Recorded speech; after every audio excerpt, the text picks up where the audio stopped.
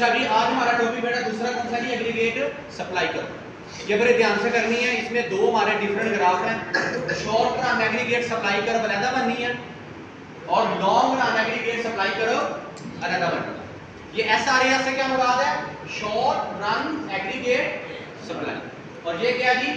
LRS, long run aggregate supply. ठीक हो गया? जैसा कि एग्रीगेट डिमांड थी, इस तरह एग्रीगेट सप्लाई क्या होते हैं? Total output of goods and services produced in an economy. Total output of goods and services produced in an economy, वो हमारी क्या होती है? Aggregate supply.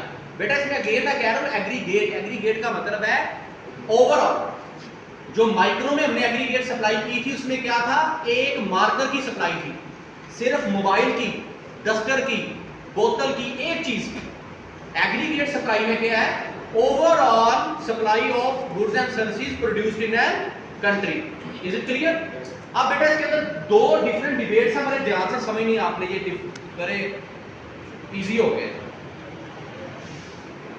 केन्स, जो केन्सियन इकोनॉमिस्ट हैं, उनके मुताबिक short run aggregate supply curve horizontal होती है। ये याद रखना कि short run aggregate supply curve क्या होती है?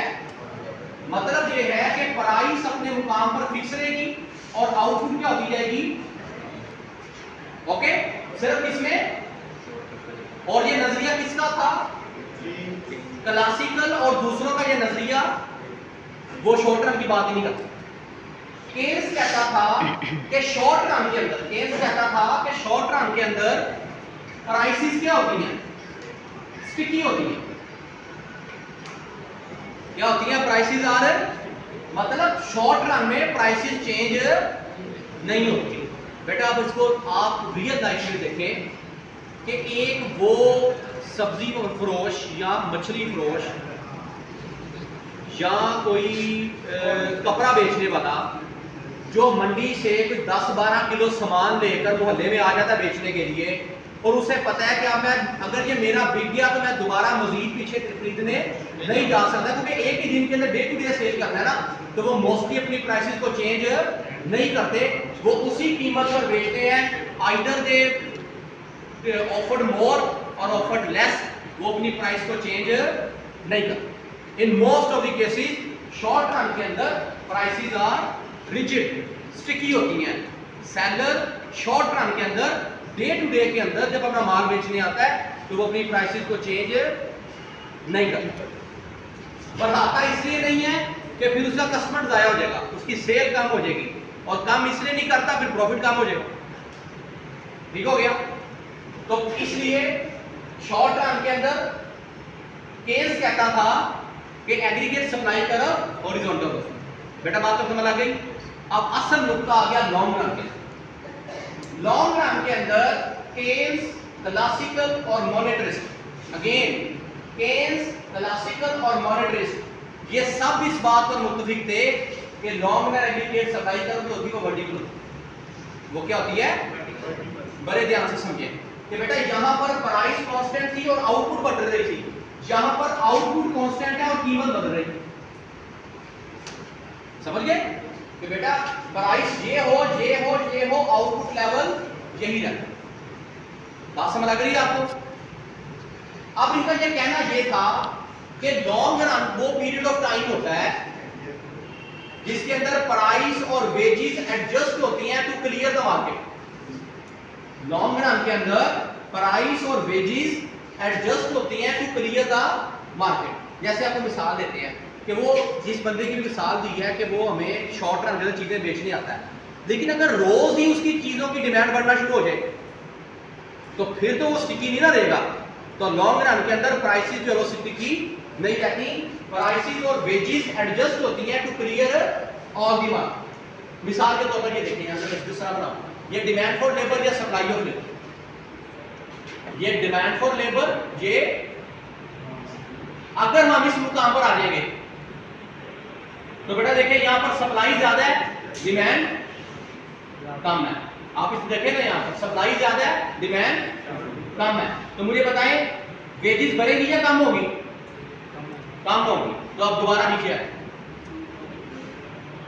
और अगर हम इस इधर आ जाएंगे तो डिमांड ज्यादा, सप्लाई कम, तो प्राइस वेजेस बढ़ेगी और दोबारा ऊपर चले जाएंगे। इसलिए वो कह रहा है कि प्राइस और वेजेस फ्लेक्सिबल होती हैं, एडजस्ट करती हैं टू क्लियर ऑल। तीसरा, लेबर मार्केट क्लियर करती है, ये लेबर मार्केट इक्विलिब्रियम है, ये क्या है, लेबर मार्केट, ये क्लियर करता है। और हमारे पास एम्प्लॉयमेंट जो होती है वो n बार का मतलब है, एक खास लेवल ऑफ एम्प्लॉयमेंट आ जाता है जिसे हम n से शो कर रहे हैं। ये वो लेवल ऑफ एम्प्लॉयमेंट है जहां पर प्रोड्यूसर का प्रॉफिट मैक्सिमाइज होता है, मतलब वेजेस वो एडजस्ट होती हैं जहां पर डिमांड और सप्लाई बराबर होती है। मतलब जितनी वेज पर मैं बंदे को भर्ती करना चाह रहा हूं उतनी वेज पर वो काम करना चाह रहा है। अगर मैं मजदूर को 1000 रुपया लेबर पर भर्ती करना चाह रहा हूं, वो 1000 रुपया लेबर पर काम करने को तैयार है, तो हम ज्यादा से ज्यादा लोगों को भर्ती करेंगे। ओके, तो ये इक्विलिब्रियम लेवल ऑफ वेजेस आ जाएगा और मेरी फर्म का प्रॉफिट जो है वो मैक्सिमाइज होगा, क्योंकि मुझे अगर वेजेस ज्यादा देनी पड़ेगी तो प्रॉफिट मेरा बढ़ जाएगा या कम हो जाएगा, कम हो जाएगा, तो मेरे लिए नुकसानदेह हो। इसलिए लॉन्ग रन में प्राइस और वेजेस एडजस्ट करती हैं, मार्केट क्लियर हो जाती है और क्लियर लेवल पर वो लेवल एम्प्लॉयमेंट आता है यहां पर प्रॉफिट क्या हो रहा होता है, मैक्सिमाइज होगा। क्लियर होगी बात, कंफ्यूजन तो नहीं है।